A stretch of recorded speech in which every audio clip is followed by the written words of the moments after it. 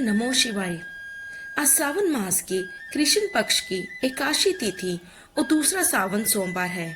यह बहुत ही दुर्लभ और सौभाग्यपूर्ण संयोग है कि आज कामिका एकादशी व्रत और दूसरा सावन सोमवार व्रत है। आज के दिन एकादशी और सावन सोमवार का व्रत विधि पूर्वक रखकर भगवान विष्णु और माता लक्ष्मी की पूजा और शिव शक्ति की आराधना का विशेष महत्व है। आज के दिन सावन सोमवार व्रत और एकादशी व्रत एक साथ होने से इसे हरिहरण मिलन भी कहते हैं। इस दिन व्रत रखकर सब पापों से मुक्ति मिलती है और मोक्ष की प्राप्ति के मार्ग खुलते हैं। तो चलिए आइए सुनते हैं सावन मास के महत्व का 11वां अध्याय। 11वां अध्याय, तिथि महात्म। प्रतिपदा एवं तृतीया का व्रत। श्री अनंत कुमार जी ने भगवान शंकर से इच्छा प्रकट की कि हे प्रभु, आपने मुझे सब बारों का महत्व बताया, अब मुझे तिथि महात्म के बारे में जानने की इच्छा हो रही है। श्री उमापति बोले, हे अनंत कुमार, सावन का महीना मुझे सब महीनों में सबसे अधिक प्रिय है। श्रावण मास की प्रतिपदा यदि सोमवार को पड़ती है तो श्रावण मास में 5 सोमवार होंगे। ऐसा होने पर यह रोटक व्रत कहलाता है। उस दिन मनुष्य को व्रत रखना चाहिए। यह 3.5 मास का भी होता है। रोटक व्रत लक्ष्मी की वृद्धि करने वाला, सब कामनाओं को पूरा करने वाला और समस्त सिद्धियों को देने वाला है। अब मैं तुम्हें रोटक व्रत को करने का विधान बताता हूँ। श्रावण मास की शुक्ल पक्ष की प्रतिपदा को प्रातः उठकर रोटक व्रत करने का इस प्रकार संकल्प लेना चाहिए। आज से मैं रोटक व्रत करूंगा। हे जगत गुरु, मुझ पर कृपा करें। इस प्रकार संकल्प कर प्रतिदिन मेरा पूजन करना चाहिए। अखंडित बेल पत्र, तुलसी पत्र, नील कमल, कमल, कलहार, कुसुम, चंपा, मालती, कुंद और अर्क आदि पुष्पों द्वारा अनेक प्रकार के ऋतुकालीन फूलों से धूप दीप निवेद्य तथा अनेक प्रकार के फलों से पूजा करनी चाहिए। पुष्प आहार नाम से 5 रोटक बनाने चाहिए। उनमें से 2 रोटक ब्राह्मणों को देने चाहिए। 1 रोटक निवेद्य के रूप में मुझे समर्पित करना चाहिए। 2 रोटक व्रतधारी को खाने चाहिए।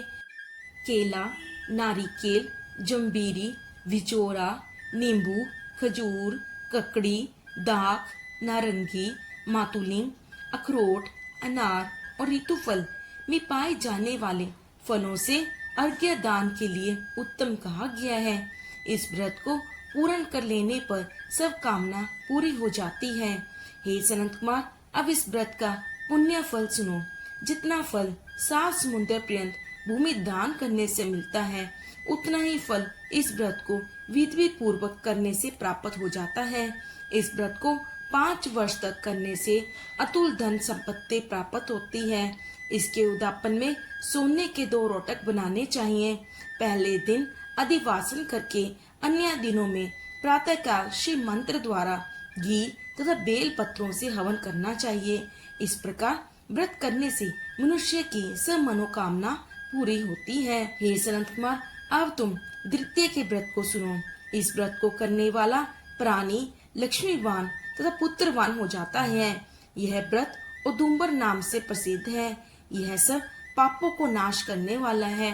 मनुष्य को श्रावण मास की द्वितीय तिथि को प्रातःकाल संकल्प करके विधि पूर्वक व्रत करने चाहिए।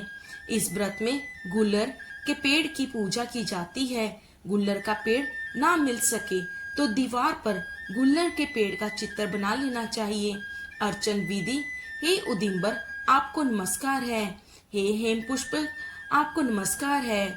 जंतु फल युक्त लाल अंड तुल्य शली युक्त आपको नमस्कार है। इसके बाद शिव तथा शुक्र की पूजा करनी चाहिए। गुल्लर के 33 फलों से 11 फल ब्राह्मण को, 11 फल देवता को और शेष 11 फल को स्वयं ग्रहण कर लेना चाहिए। इस दिन अन्न नहीं खाना चाहिए। रात में शुक्र तथा मेरा अर्चन करते हुए जागरण करना चाहिए। इस प्रकार यह व्रत 11 वर्ष तक करें, फिर इसका उद्यापन करें। उद्यापन में सोने का फल, पुष्प, पत्ते आदि के साथ गुल्लर का पेड़ बनवाकर उसमें स्वर्ण की बनी हुई शुक्र तथा मेरी मूर्तियां रखकर पूजन करना चाहिए। दूसरे दिन प्रातःकाल छोटे छोटे गुल्लर के फलों से 108 हवन करें। उदुम्बर की लकड़ी, घी तथा तिलों द्वारा हवन करना चाहिए। हवन की समाप्ति पर आचार्य का पूजन करना चाहिए। अपनी सामर्थ्य के अनुसार ब्राह्मणों को भोजन कराना चाहिए। फल, इस जिस प्रकार गुल्लर का पेड़ फलों से लदा रहता है, उसी प्रकार व्रती के यहाँ भी बहुत से पुत्र होते हैं तथा वंश वृद्धि होती है। उसे कभी धन धान्य की कमी नहीं होती।